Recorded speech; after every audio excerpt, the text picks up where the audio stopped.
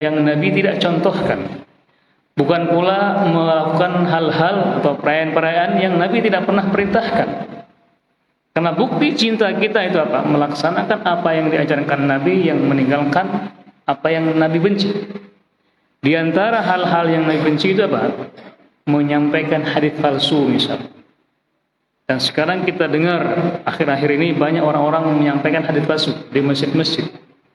Banyak orang-orang yang menyampaikan hadis palsu hanya untuk melegalkan amalan mereka.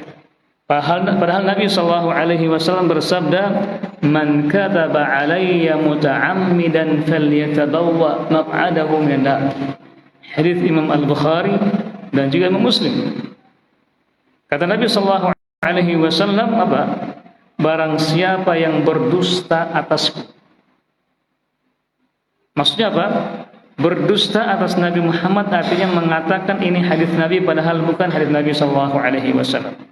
Mengatakan ini sabda Nabi padahal itu bukan sabda Nabi. Mengatakan ini sunnah Nabi padahal itu bukan dari Nabi kita Muhammad SAW. Nah, ketika ada orang yang sengaja, man kadzaba 'alayya muta'ammidan, barang siapa yang berdusta atau sengaja berdusta kepada Nabi SAW atas nama Nabi SAW, falyatabawwa maq'adahu minan nar, maka hendaklah dia itu mengambil tempatnya di neraka. Na'udzubillah, tsumma na'udzubillah min dzalik. Jadi hati-hati kita mengataskan nama Allah, mengataskan nama Nabi, maksudnya mengatasnamakan cinta Nabi, mengatasnamakan bukti cinta Nabi, tetapi kita menyebarkan hadis Nabi yang palsu, menyebarkan hadis Nabi yang Nabi tidak pernah perintahkan itu, yang Nabi tidak pernah ucapkan. Hati-hati menyebarkan sabda Nabi yang sifatnya hoax, kata orang sekarang hoax, atau hadis maudhu', hadis palsu. Dan kembali ke bahasan kita ini, jadi menikah adalah tidak hanya sunnah Nabi kita Muhammad SAW, akan tetapi sunnah Nabi-Nabi sebelumnya, dari Nabi Adam sampai Nabi Isa sebelum Nabi Muhammad SAW.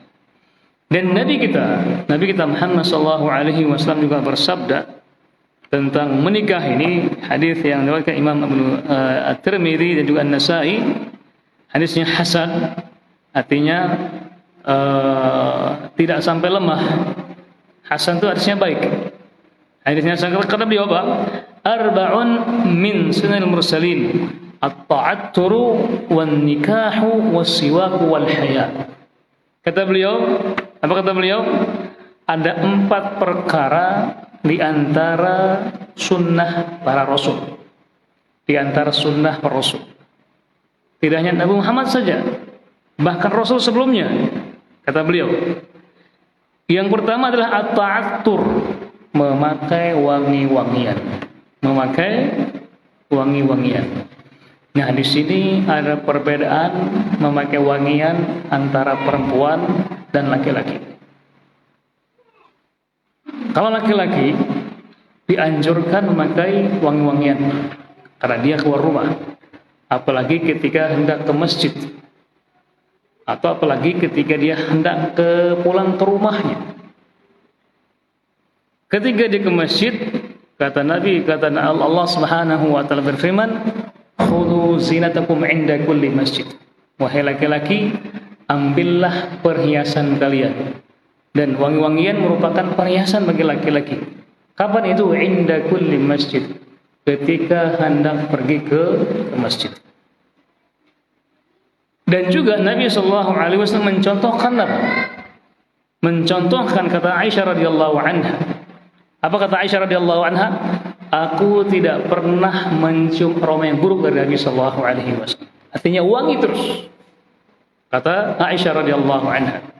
Kenapa? Nabi mencontohkan setiap masuk rumah, Nabi membersihkan giginya, membersihkan mulutnya, dan memakai wangi-wangian. Artinya Nabi sebelum bertemu dengan istrinya, beliau sudah wangi. Jangan sampai juga istri mencium aroma yang buruk dari suaminya. Sebagai laki-laki boleh. Dan juga bagi istri, bagi perempuan ada ada kadarnya. Kapan dibolehkan perempuan pakai wangian? Ketika suaminya pulang ke rumahnya. Ketika dia habis mengerjakan pekerjaan rumah, makanya disunahkan bagi suami itu ketika keluar rumah mengabarkan kepada istrinya. Dek, atau bahasanya apa? Sayang, atau adik, atau apa? Pakai bahasa apa biasanya yang cocok tuh? Ayang beb, atau apa? Ayang beb ya? Masya Allah.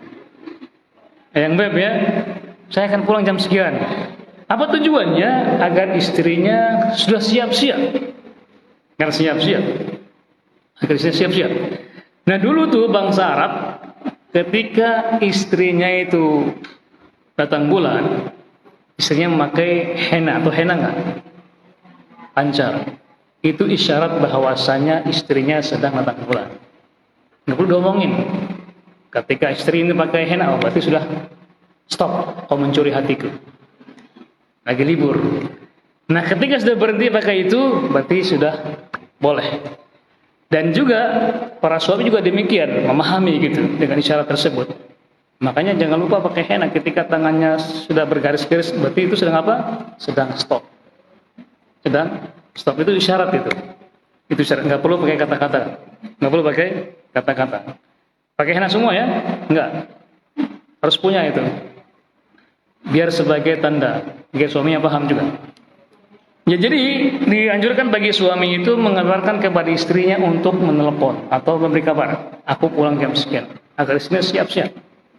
Kenapa? Nabi melarang kepada orang yang suka memberikan surprise kepada keluarganya. Tidak boleh itu. Harus mengabarkan kepada sebelumnya agar istrinya siap-siap. Agar istrinya siap-siap.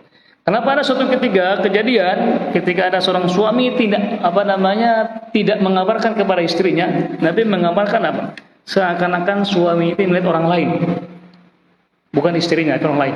Itu hasil dari halusinasi. Jadi ini sunnah yang harus kita terapkan ketika suami pulang ke rumahnya atau sebelum pulang ke rumah harus mengabarkan kepada istrinya agar dia siap-siap. Jadi maka wangi-wangian ini untuk perempuan hanya boleh untuk di rumahnya saja. Itu pun ya, minyak khas perempuan itu kalau tidak tercium, kalau tidak didekati tidak kecium baunya. Itulah ciri khas wangi-wangi perempuan. Harus didekati baru tercium baunya. Semakin dekati semakin tercium baunya. Beda dengan minyak wanginya laki-laki. Harus menyebar baunya. Tapi kalau perempuan tidak tercium kecuali didekati oleh suaminya. Paham ya? Kenapa? Nabi SAW bersabda melarang perempuan memakai wangian ketika keluar rumah. Nabi SAW bersabda apa? Ayyuma imra'atin ista'tarat wa kharajat min baitiha fa haramun 'alaiha raihatul jannah. Kama qala Nabi sallallahu alaihi wasallam. Apa kata Nabi? Wanita mana saja, mau dia tua, dia muda, mana saja, ista'tarat, yang pakai wangi-wangian, kemudian dia keluar rumahnya. Hati-hati ini buat perempuan ya. Wanita mana saja yang pakai wangi-wangian, kemudian dia keluar rumah, apa? Ista'tarat wa kharajat min baitiha, fa haramun 'alaiha raihatul jannah. Maka haram bagi dia mencium aromanya surga. Jangankan untuk masuk ke surga, menciumnya saja dia tidak mendapatkan aromanya. Hanya karena apa? Memakai wangi-wangian ketika keluar rumah. Padahal wanginya surga itu tercium selama 50 tahun perjalanan. Jadi kalau ibu-ibu jalan dari umur 0 tahun sampai umur 50 tahun, itu tercium selama itu baunya surga. Tapi wanita yang pakai wangi-wangian yang keluar rumah itu, maka dia tidak akan mencium aroma surga. Nah di sini ada khilaf antara para ulama. Kalau seandainya parfumnya itu tidak tercium kecuali dekat saja, maka tidak boleh. Seperti deodoran, satu deodoran ya, tahu ya? Atau seperti untuk ya deodoran ya, itu dibolehkan oleh para ulama. Yang penting aromanya tidak keluar. Hanya dia sendiri yang menciumnya. Bisa paham ya? Karena gelang itu yang wanginya menyebar, yang menyebar. Kalau pakai deodoran itu nggak apa-apa. Artinya semakin tidak kecium baunya semakin bagus. Semakin bagus. Nah itu yang pertama ya, di antara sunnahnya Nabi dan Rasul itu yang pertama adalah at-ta'atur, memakai wangi-wangian. Yang kedua ini bahasa kita an-nikah. Dan juga yang kedua ini yang paling utama adalah bahwasanya Nabi dan juga Rasul itu menikah. Dan tidak ada Nabi dan Rasul yang tidak menikah, semuanya menikah. Mungkin kalau para ulama ada yang tidak menikah. Ada yang tidak menikah. Di antaranya Al-Imam An-Nawawi rahimahullahu ta'ala, beliau meninggal di umur 43 tahun tapi belum menikah. Kenapa? Karena disibukkan dengan mencari ilmu. Untuk ilmu, mungkin karena kesibukan itulah beliau tidak sempat menikah. Bukan berarti dia membenci menikah, tidak. Beliau disibukkan dengan masalah mencari ilmu sehingga beliau tidak sempat menikah. Bukan berarti kita boleh mencontohi imam. Oh, saya tidak mau menikah karena ingin mencontohi Imam Nawawi. Tidak. Kita mencontohi siapa? Nabi kita Muhammad sallallahu alaihi wasallam. Itu yang kedua ya. Yang ketiga as-siwak. Di antara sunnahnya Nabi dan Rasul adalah memakai siwak. Tahu siwak ya? Itu semacam akarnya ya, bukan santingnya yang tumbuh di padang pasir. Itu pohonnya sangat luar biasa. Itu siwak itu masya Allah mengandung pasta dan juga sikatnya nyatu di situ. Saya rasa sudah bisa terlihat semuanya. Kemudian wal haya, dan juga rasa malu. Rasa malu. Rasa malu itu adalah sifatnya perempuan. Tapi jangan malu-maluin. Boleh malu dan harusnya malu. Dan haya itu adalah kata Nabi syu'batun minal iman. Dan rasa malu itu adalah sebagian dari keimanan seorang. Kenapa? Kata para penyair, idza lam tastahi fasna ma tasha'. Kalau kamu tidak punya rasa malu, maka silakanlah berbuat apa saja. Makanya di antara penghalang orang itu tidak berbuat maksiat, merasa malu kepada Allah Subhanahu wa ta'ala. Bukan hanya malu kepada manusia, tetapi malu kepada siapa? Dan yang menciptakannya, itu Allah Subhanahu wa ta'ala. Itulah sifat malu yang ada kaum muslimin itu. Kenapa dia tidak melaksanakan maksiat? Karena dia malu bukan hanya kepada manusia, tapi yang lebih penting adalah kepada Allah Subhanahu wa ta'ala. Itulah sifatnya seorang muslim yang beriman kepada Allah Subhanahu wa ta'ala. Ya, itu empat tadi, empat di antara sunnah-sunnah Nabi kita atau para utusan Allah Subhanahu wa ta'ala. Kemudian juga menikah adalah merupakan apa? Bagian dari jihad di jalan Allah Subhanahu wa ta'ala. Menikah adalah jihad di jalan Allah Subhanahu wa ta'ala. Kenapa? Kalau dia sebagai seorang suami misal, maka selama dia bekerja untuk mencari nafkah untuk anak dan istri-istrinya, kalau dia punya berapa istri? Lebih dari satu. Untuk anak-anaknya dan juga istri-istrinya. Nah, kalau dia bekerja mencari rezeki, maka selama itu juga dia apa? Berjihad di jalan Allah Subhanahu wa ta'ala. Kata Nabi sallallahu alaihi wasallam, "Man kharaja min baitihi yatlubur rizq," atau kama qala Nabi sallallahu alaihi wasallam, "fa huwa mujahid fi sabilillah." Barang siapa yang keluar dari rumahnya untuk mencari rezeki, maka dia sedang berjihad di jalan Allah Subhanahu wa ta'ala. Makanya ibu-ibu ketika suami keluar rumah mencari rezeki, jangan berpikir macam-macam. Jangan, tidak. Doakan kesehatannya, keselamatannya, dan pulang dengan membawa apa? Membawa apa? Ya? Jangan doanya sesop nasi, tidak. Doanya sebongkah berlian. Masya Allah. Betul nggak? Doanya jangan doa yang sesop nasi, jangan. Doanya yang tinggi-tinggi. Pulang dengan apa? Membawa sebongkah berlian. Kan lebih bagus doanya itu. Boleh kita berdoa kepada Allah Subhanahu wa taala. Makanya dengan demikian, suami pun di sana yang sedang bekerja berpikiran positif. Berpikiran positif sehingga dia bekerja dengan tenang, dengan nyaman. Kenapa? Ada bidadari yang sedang menunggu di rumahnya. Sehingga dia pun ingin cepat-cepat pulang. Kenapa? Ada bidadari yang menunggu di rumahnya. Dan istri pun ketika tahu suaminya bekerja, tenang juga pikirannya. Sebab kalau seorang istri berpikiran aneh-aneh tentang suaminya, syaitan masuk di situ. Syaitan akan membisiki suaminya gini-gini, akhirnya dia tidak tenang bekerja, tidak fokus bekerja. Bahaya.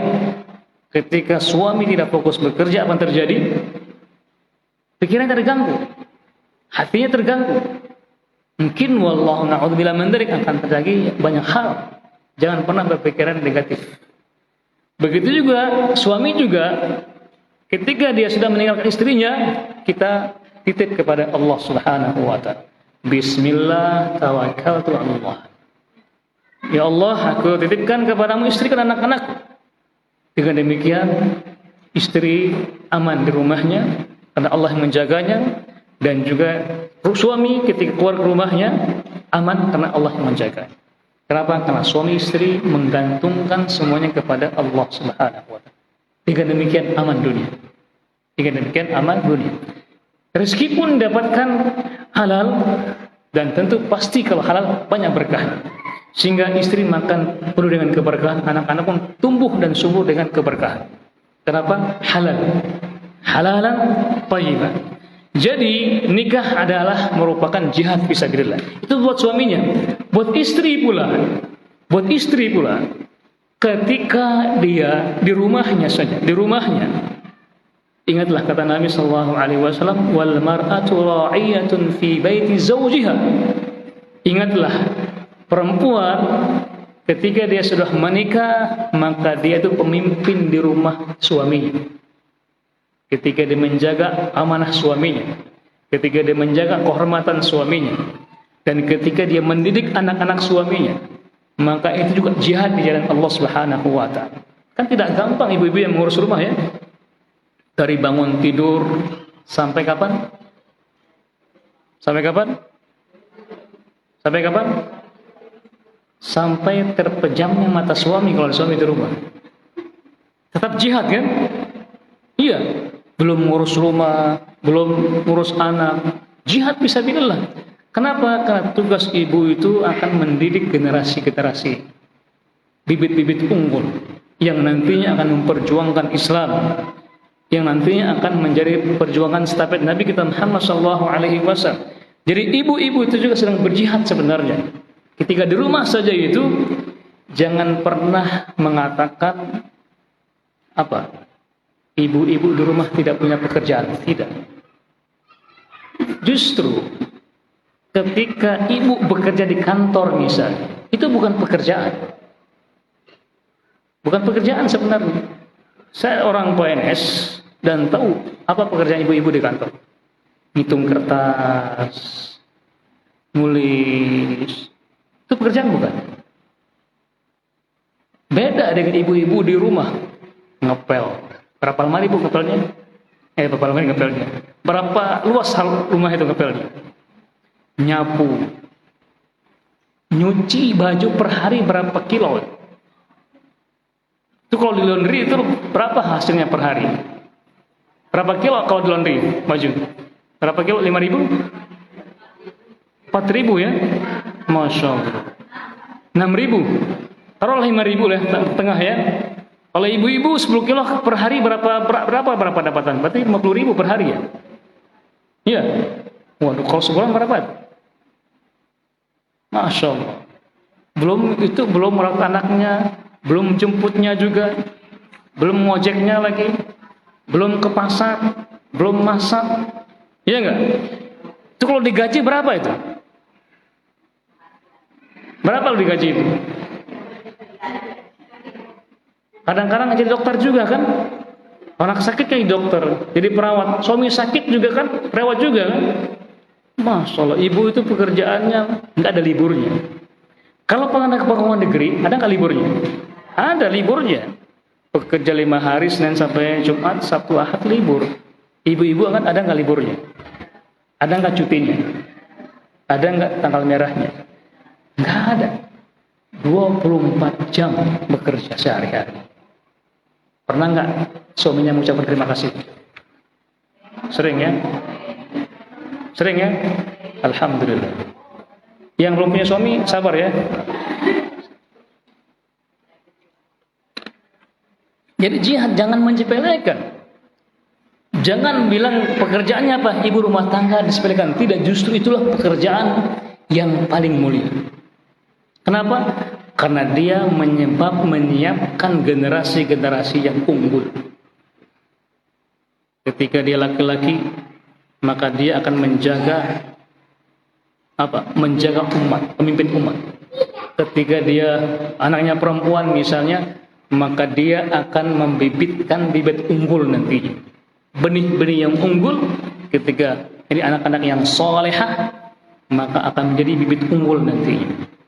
Jadi itu jihad, saya kira jangan menyepelekan pekerjaan ibu rumah tangga. Ingatlah, dahulu para ulama itu, apakah ibunya pegawai negeri? Tidak. Ibunya itu ibu rumah tangga, tapi bisa melahirkan para ulama-ulama yang luar biasa. Jadi jangan sepelekan pekerjaan ibu rumah tangga. Justru itulah pekerjaan yang sesungguhnya. Pekerjaan yang sesungguhnya itu. Makanya dikatakan jihad fisabilillah. Dahulu ketika Nabi Shallallahu Alaihi Wasallam mengajak kaum muslimin di zaman itu untuk berjihad, ada di antara sekelompok para wanita, para sahabat iri. Ya Rasulullah, laki-laki berjihad dengan tubuh mereka. Terus kami gimana ini? Bisa nggak berjihad? Apa kata Nabi Shallallahu Alaihi Wasallam? Diamlah di rumahmu, jagalah suamimu, rumah suamimu dan anak-anak suamimu, maka itulah jihad di jalan Allah Subhanahu Wa Taala. Jadi ibu-ibu juga walaupun di rumahnya tetap berjihad di jalan Allah Subhanahu Wa Taala. Dan juga menikah itu apa? Menikah itu adalah menjaga kehormatan. Menjaga apa? Kehormatan. Jadi ketika ada orang ingin menjaga kehormatannya, tapi dia tidak menikah, hati-hati. Apa yang dia jaga? Kenapa? Di antara dan bentuk konkret untuk menjaga kehormatan dengan menikah. Dan itulah cara yang efektif. Kata Nabi Shallallahu Alaihi Wasallam, nanti juga kita akan bahas. Ketika dalam diri manusia itu punya rasa cinta kepada lawan jenisnya, dan itu wajar. Ketika wanita mencintai laki-laki dan kebalikannya, laki-laki mencintai wanita, itu wajar, itu normal. Tapi ketika sudah saling mencintai, sudah kasmaran misalnya, yang sedang kasmaran, yang jatuh cinta, apa obatnya? Menikah. Kata Nabi Sallallahu Alaihi Wasallam, lam yura lil mutahabbin illa nikah.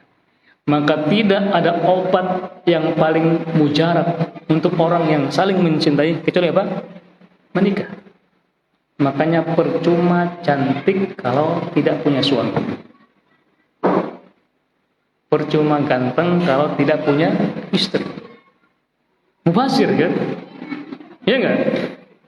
Percuma cantik kalau nggak punya suaminya. Mubazir. Atau kebalikan, tidak percuma ganteng kalau tidak punya istri. Makanya biar tidak percuma menikah. Kan tidak mau kan? Seperti itu. Baik. Kemudian juga menikah juga apa? Menikah juga adalah menjadikan orang itu kaya raya. Menikah itu apa? Menjadikan orang itu kaya raya. Kok bisa? Ya, Nabi Shallallahu Alaihi Wasallam bersabda, dari Ibnu Mas'ud radhiyallahu anhu, perkataan para sahabat yang bernama Abdullah bin Mas'ud, di antara sahabat yang dikenal dengan Al-Abadilah, 4 sahabat yang namanya Abdullah bin Umar, Abdullah bin Abbas, Abdullah bin Mas'ud, Abdullah bin Amr bin As. Nah, kata sahabat ini, Abdullah bin Mas'ud apa? Iltamisul ghina'a fin nikah. Yaqulu iyakunu fuqara yughnihumullahu min fadlih wallahu wasi'un alim. Kata sahabat ini, apa kata beliau? Carilah kekayaan dengan menikah. Jadi kalau ada yang miskin, kemudian yang yang merasa hidupnya pas-pasan, kalau mau mencari kecukupan, apa solusinya? Menikah. Ini motivasi bagi laki-laki yang takut menikah. Kenapa? Katanya belum mapan, yang katanya belum bisa mencukupi dan menafkahi. Atau juga motivasi bagi wanita-wanita yang menolak laki-laki yang melamar dia. Oh, dia belum mapan katanya. Dia belum mapan. Ingat. Jangan ketika Anda menolak laki-laki yang datang menikahi Anda dengan alasan yang cukup mapan. Ingat, nanti ketika dia sudah mapan, Anda bukan levelmu. Maka mari kita mapan bersama-sama. Walaupun dia mapan, mari kita cari kemampuan bersama-sama. Karena indahnya itu kalau kita bersama. Ya, indahnya itu kalau kita dari nol. Seperti isi bensin ya. Dari nol kan? Ya enggak? Gitu juga mapan juga demikian. Jangan sampai menolaknya. Kenapa? Justru dengan menikah kita bisa mendapatkan kecukupan. Kenapa? Di sini Abdullah bin Mas'ud menukil ayat atau firman Allah yang berbunyi iyakunu fuqara yughnihimullah min fadlih wallahu wasi'un alim. Jikalau mereka para pengantin itu atau calon pengantin itu miskin, Allah lah yang memberikan mereka kekayaan. Dari apa? Dari keutamaan Allah dan juga dari kurnia Allah Subhanahu wa taala. Dan Allah Maha luas pemberiannya. Nah, kita percaya sama siapa? Percaya dengan manusia atau percaya dengan apa yang Allah firmankan tadi itu? Iyakunu fuqara yughnihimullah. Jikalau mereka miskin, Allah yang akan menjadikan mereka kaya raya. Ini ada sebuah kisah di zaman Al-Imam Hasan Al-Basri rahimahullahu ta'ala. Mungkin kisah ini tidak mudah didengar oleh para ibu-ibu. Apa kisahnya? Di zaman Imam Hasan Al-Basri ini ada seorang pemuda yang datang kepada beliau dan bertanya, bagaimana cara menjadi orang yang kaya raya? Bagaimana cara menjadi orang yang kaya raya? Al-Imam Hasan Al-Basri memfatwakan apa? Nikah. Akhirnya pemuda ini menikah. Setelah sekian lama, kok dia nggak kaya-kaya katanya. Kok dia nggak kaya-kaya. Datang lagi kepada Imam Hasan Al-Basri, ya Imam katanya, aku sudah menikah. Ya aku kok nggak kaya-kaya katanya. Aku ingin kaya. Kata Imam Hasan Al-Basri, nikah. Suruh nikah lagi. Jadi apa? Menjadi yang kedua. Pemuda ini geleng-geleng kepala. Syekh katanya, Imam, aku ini ingin kaya, bukan ingin nikah. Betul ingin kaya, nikah lagi. Nikah lagi dia. Nikah lagi, ternyata hidupnya kecukupan. Tapi dia ingin apa? Kekayaan yang lebih. Maksudnya apa? Dia ingin menyumbang ini untuk memberikan pesantunan kepada fakir miskin. Dia ingin kaya raya. Sudah istri yang kedua, masih nggak kaya juga. Datang lagi yang ketiga sampai yang keempat. Ibu ini nggak mau dengar kayaknya ibu ini. Apalagi kalau bapak-bapaknya senang nih, wah bagus ini katanya. Terus Ustaz katanya, ibu-ibunya kayaknya mau pesan kuping ini. Tapi ini cerita. Hanya setelah yang keempat ini, pemuda tadi menghilang. Kok nggak ada kabar-kabarnya? Nggak ada lagi kabar beritanya. Ternyata Imam Hasan Al-Basri mendengar kabar bahwasan di kampung sebelah itu ada orang yang terkaya. Berkaya karena sumbangannya itu luar biasa. Dermawannya maksudnya. Terkenal dengan kedermawannya. Sesampainya di sana, ternyata orang itulah yang dulu datang kepada beliau bertanya ingin kaya. Akhirnya Imam Hasan Al-Basri, mungkin ini kisahnya mungkin perlu ditelusuri, belum tentu juga valid, tapi itulah cerita. datang kepada pemuda ini mengunjungi, Masya Allah, kata imam ini. Ada apa gerangan katanya? Gimana kamu bisa kaya seperti ini sampai di orang yang terkenal atau orang yang terkaya di kampung itu? Ternyata apa kata pemuda ini? Dahulu ketika saya menikah, alhamdulillah hidup saya berkecukupan. Tapi saya ingin kaya raya, saya ingin berbagi kepada yang lainnya. Istri yang kedua, yang ketiga, sampai yang keempat ini yang paling gesit, paling cerdas, kata beliau. Kenapa? Yang keempat ini ternyata bisa menjahit. Ternyata bisa menjahit. Dan mengajarkan istri saya yang pertama, kedua, dan ketiga, mengajarkan menjahit. Akhirnya sama-sama bisa menjahit. Sama-sama buka usaha, sama-sama buka usaha. Dan saya menjadi mengatur semuanya, memasarkannya dan segala macamnya, sehingga aku pun bisa mendapat kekayaan. Jadi pekerjaan di rumah, menjahit di rumah kan, tapi luar biasa. Dengan kedermawannya akhirnya dia bisa menjadi kaya raya. Jadi intinya apa? Apa intinya? Kalau mau kaya, menikah. Seperti apa yang dikatakan oleh Abdullah bin Mas'ud tadi, dan juga sesuai dengan firman Allah Subhanahu wa taala. Jadi menikah itu adalah apa? Di antara hikmahnya ada 3 hikmah. Yang pertama, menjaga keturunan. Menikah itu adalah menjaga keturunan. Agar apa? Agar populasi manusia ini tetap terjaga hingga jumlah manusia yang akan Allah tentukan nantinya pada hari kiamat. Sebab kalau kebanyakan juga tidak bagus, sedikit juga tidak baik. Artinya menjaga keseimbangan. Dan menikah itu adalah merupakan sunnatullah untuk menjaga keseimbangan dunia ini. Yang kedua, di sana kan ada hubungan suami istri. Jadi itu diantara hikmah menikah itu adalah menjaga kesehatan suami istri. Kenapa? Dengan berhubungan itu adalah menyehatkan tubuh dan juga menyehatkan pikiran juga. Menyehatkan tubuh dan menenangkan pikiran. Ingat, dalam diri manusia itu ada namanya 2. Ada jasmani dan juga ada rohani. Jasmani dan ada rohani. Dan berhubungan itu menyehatkan dua-duanya. Menyehatkan dua-duanya. Jadi berhubungan suami istri itu apa? Menyehatkan jasmani dan juga rohani.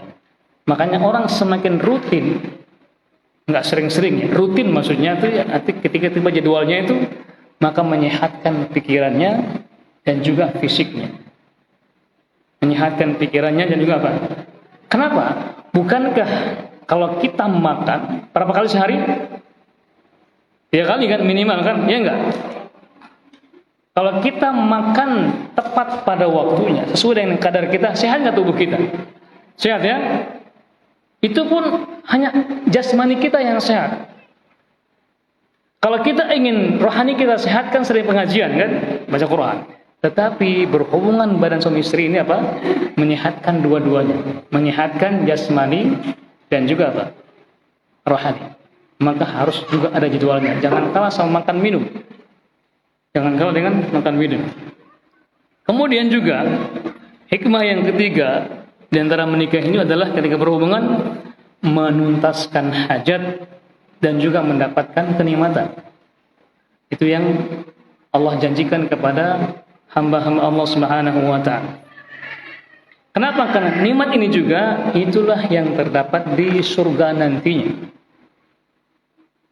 Karena Allah menjanjikan bagi orang-orang yang masuk surga itu, di antara kenikmatan yang paling ada adalah berhubungan suami istri. Dan juga kalau kita kembali ke medis, ini yang masih gadis nggak apa-apa, ini sebagai apa? Sebagai ilmu saja dulu. Jadi aktivitas berhubungan badan ini itu faktor utama menjaga kesehatan, kata ahli medis. Ya, faktor utama menjaga kesehatan. Kenapa? Kata beliau, jika terbukti, jadi air mani laki dan perempuan itu adalah kalau dibiarkan, artinya tidak dikeluarkan atau dipendam, itu akan jadi penyakit. Akan jadi penyakit. Jadi selain untuk menumbuhkan atau untuk di sini untuk keturunan, tapi juga sebagai apa? Sebagai kesehatan. Kenapa? Karena kalau tertahan terus-menerus akan menimbulkan, saya bacakan, akan menimbulkan penyakit berbahaya. Yang pertama, halusinasi. Tahu ya? Atau orang sekarang sering halu, tahu halu nggak? Iya. Sering apa? Berhalusinasi.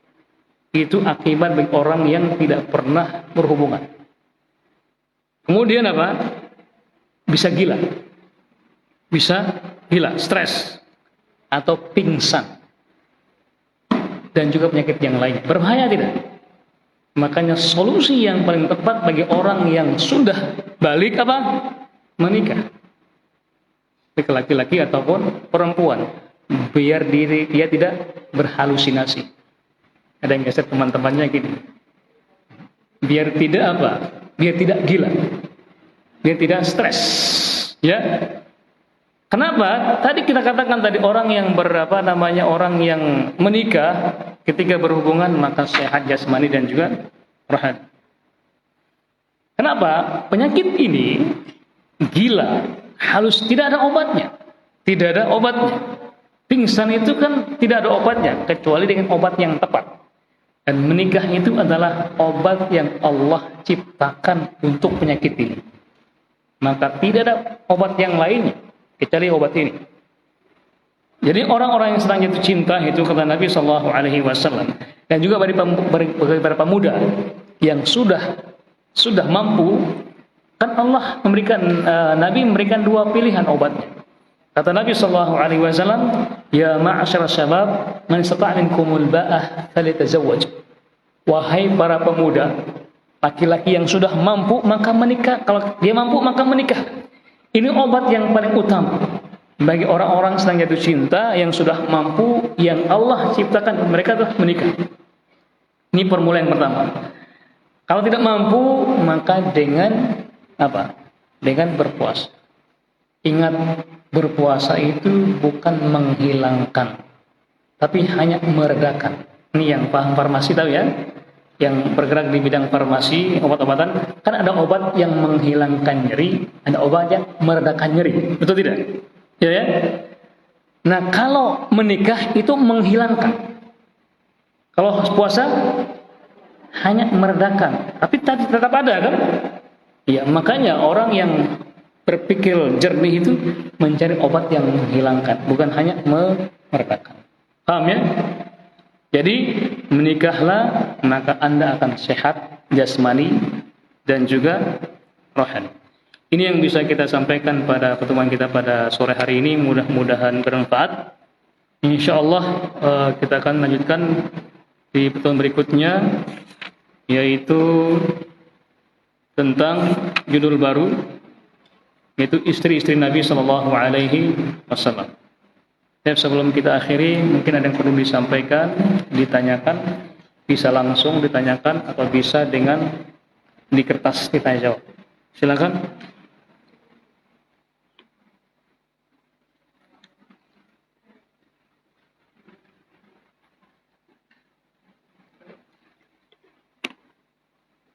Bisa di kertas atau bisa langsung.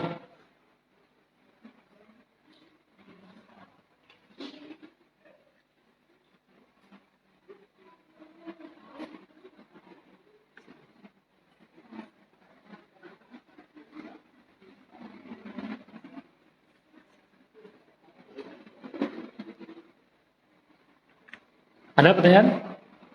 Tidak ada ya? Ada? Ada, silakan.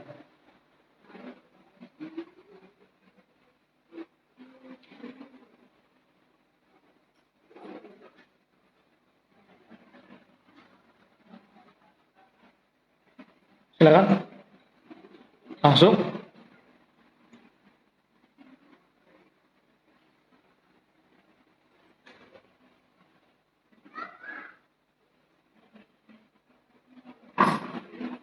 Ya, silakan. Tadi ada katakan tadi.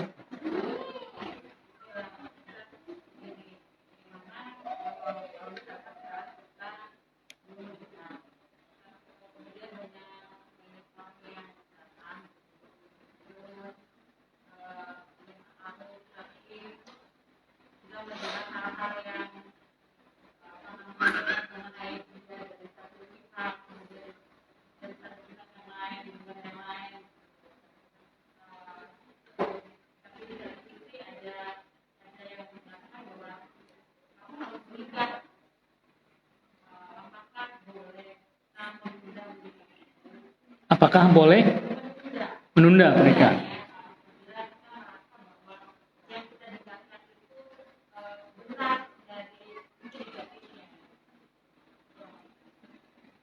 Ya, ketika seorang sudah masuk usia pernikahan, baik laki ataupun perempuan, bolehkah dia menunda pernikahan? Ini tergantung apa alasannya. Tergantung apa alasan. Kalau alasannya syar'i, maka dia boleh menundanya. Tapi kalau karena asal-asalan, artinya asalnya dibuat-buat, maka tidak boleh. Kenapa? Nabi SAW bersabda kepada para walinya, para wanita, orang tua perempuan atau saudara perempuan itu, "Idza ja'akum man tardawna dinahu wa khuluquhu fazawwijuhu." Wahai para laki-laki, para wali, ketika ada seorang yang melamar putri-putrimu atau saudarimu, yang mana laki-laki ini tardawna dinahu wa khuluquhu, yang mana agamanya dan akhlaknya kamu ridhoi, bagus agamanya dan bagus akhlaknya, maka nikahkanlah dia. Maka nikahkanlah dia. Nabi tidak menyuruh wali ini memandang berapa pendapatannya, apa pekerjaannya. Tidak. Nabi hanya menekankan dua hal saja, agama dan akhlaknya. Karena dengan agama dan akhlak ini bisa membawa istrinya nyaman. Perempuan itu kan penting nyaman, betul tidak? Yang penting nyaman kan? Iya, yang penting nyaman dan aman. Nyaman dalam dirinya dan keluarganya. Nah, faktor utama agar mereka bisa nyaman itu dengan dua hal tadi, akhlaknya dan juga agamanya. Akhlaknya bagaimana dia bergaul dengan mertuanya, orang tuanya, istrinya. Dan juga dia bagaimana dia beragamanya.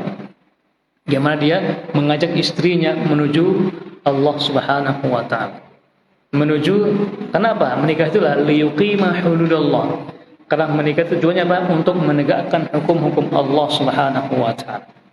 Nah, kalau menunda alasannya belum ada yang pas atau alasan-alasan yang lainnya, bisa boleh, bisa tidak, atau bisa jadi haram. Ketika menolak karena alasannya belum siap, ingat, siap kita ini kita nggak tahu kapan siapnya. Mati pun kita nggak tahu kapan siapnya. Ya, makanya ketika kita sudah cukup umur, kenapa? Karena kita ini tidak ada dalam kehidupan ini namanya fakultas kehidupan, tidak ada. Tidak ada sekolah jadi istri, tidak ada sekolah jadi suami. Kenapa? Itu kehidupan yang harus kita langkahi bersama. Tidak ada sekolah jadi kakek nenek, tidak ada. Kenapa? Itu bagian dari kehidupan. Semuanya, bagaimana kita akan bisa kalau kita tidak akan pernah bisa melewatinya? Maka dengan ridhonya Allah Subhanahu wa taala, ketika dia sudah siap, misalnya kalau mungkin kesiapan fisiknya belum siap, ya mungkin bisa dikatakan boleh, tapi jangan karena ada alasan yang lainnya yang tidak syar'i, maka itu tidak boleh. Boleh menunda kalau alasannya alasan yang syar'i, baik itu laki-laki ataupun perempuan. Kenapa? Bukankah menikah itu kan untuk mendapatkan kebahagiaan, ya kan? Betul tidak? Nah, kalau nanti dia cenderung dia mengira kalau menikah akan mendapatkan kesusahan, jangan dulu sampai dia itu mendapatkan ketenangan. Kenapa? Nikah itu kan ibaratnya hati dengan hati. Kalau satu frekuensi misalnya dengan calon pasangan dengan laki perempuan nih, kalau sehati insya Allah cepat, insya Allah akan cepat. Kenapa? Karena sama-sama ikhlas kepada Allah, maka Allah memberikan jalan yang mulus sekali. Berapa banyak ikhwan-ikhwan kita, akhwat-akhwat kita yang masalah nggak pernah ketemu sebelumnya, nggak pernah komunikasi, ketika datang, masya Allah, Allah mudahkan langkahnya. Kenapa? Sama-sama ingin mengharap Allah Subhanahu, mengharap itu Allah. Makanya Allah muluskan jalannya. Makanya kalau kita ingin menikah, perbaiki niat kita dulu. Sebelum kita nuntut kepada orang lain. Kan begitu kan? Kita nuntut kepada calon suami misalnya harus gini, tapi kita belum memperbaiki diri kita. Ingat, itu juga di antara penghalang kita untuk mendapatkan ridha Allah Subhanahu wa taala. sebagai penghalang untuk mendapatkan jodoh yang terbaik. Kita nuntut banyak dari pasangan kita, harus gini, tapi kita tidak memperbaiki diri kita. Makanya harus bersihkan hati kita dulu, kosongkan hati kita, maka Allah akan mengisinya dengan orang yang tepat, dengan sefrekuensi seperti radio. Kalau satu frekuensi akan klop terus. Begitu juga nikah, lebih daripada itu. Maka pertama harus perbaiki dulu. Kenapa telat-telat nikah? Maka dia yang harus memperbaiki dirinya. Sampai dia akan menemukan orang yang paling tepat untuk mengisi ruang hatinya, yang cocok untuk dirinya. Wallahu ta'ala. Yang ada lagi? Silakan.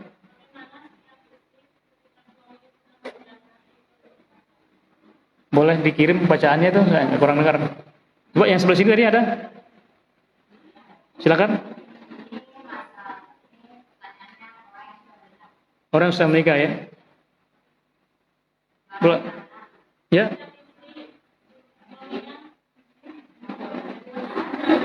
Ini duluan tadi. Coba bisa dikirim sini nggak? Mana anak-anak nih dek? Nih sini. Iya nggak apa dua-duanya. Silakan.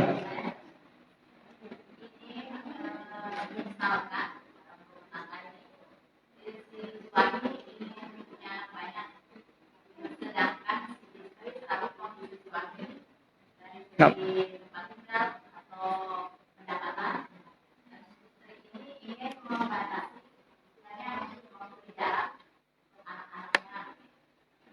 Membatasi atau mengasih jarak? Membatasi atau mengasih jarak?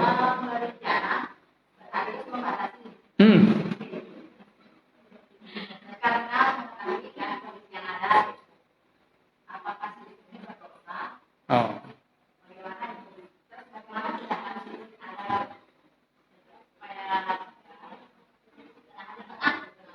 Ya.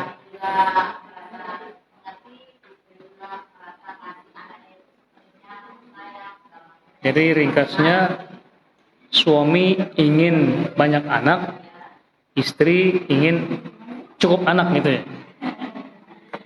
Oke, sudah tahu ya. Tadi dari umur apa tadi? Oh, sikap istri yang suami selingkuh. Wah, berat ini. Ini bertonton ya, berat. Baik, karena yang pertama tadi yaitu bagaimana sikap istri yang suami selingkuh. Ingat, selingkuh itu bahasa halusnya zina. Bahasa halusnya zina. Dan zina adalah pelanggaran yang paling berat dan dosa besar di antara dosa-dosa besar.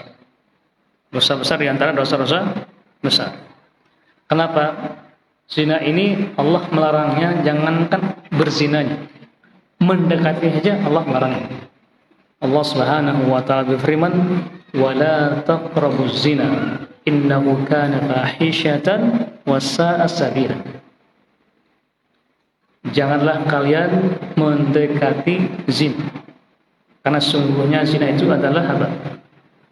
Fahisyah, kekejian, dan seburuk-buruk jalan. Dan zina itu tidak ada langsung zina, ada tahapan-tahapan, ada langkah-langkahnya. Ada langkah-langkahnya. Dan syaitan itu sangat-sangat pintar menjerat manusia agar manusia terus digeret menjadi ujung-ujungnya nanti berzina. Pertama dari tatapannya, senyumnya, salamnya, dan yang lainnya. Itu merupakan zina semua. Itu tahapan-tahapan zina. Tahapan-tahapan zina. Maka seorang suami harus bisa menjaga pandangannya. Dan juga seorang istri harus bisa apa? Menahan pandangan apa? Menahan pandangan suaminya. Makanya sebagai seorang istri harus bisa mampu menempatkan dirinya sebagai istri dan sebagai teman untuk suaminya. Kenapa?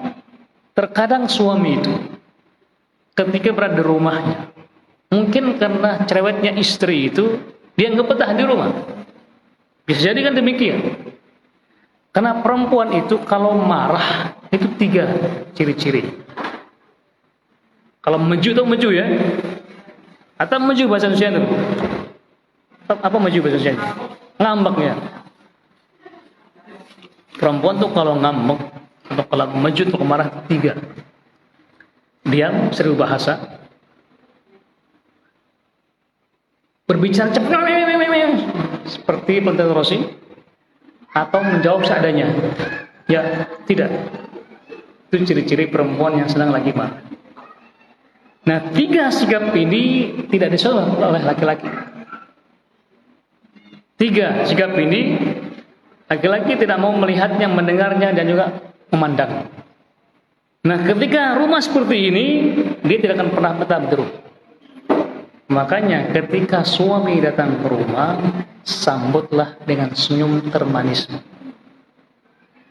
Dengan nada suaramu yang begitu indah dan merdu. Dan juga dengan tampilan yang begitu indah. Kenapa? Karena di sana banyak orang-orang yang akan senyum dengan suamimu. Luar rumahmu itu ada banyak gadis-gadis atau perempuan-perempuan yang tersenyum kepada suamimu. Apalagi ketika masuk ke kafe-kafe misalnya, disambut dengan senyum manis, dengan perkataan yang syahdu. Mau yang hangat atau yang dingin? Mau yang hangat atau yang dingin? Sehingga mereka betah di sana. Kenapa? Karena orang di sana itu menjaga perkataannya dengan indah, merayunya dengan begitu mulia, bukan mulia, dengan begitu suaranya yang ingin. Sehingga apa? Laki-laki ini dengan fitrahnya dia senang seperti itu.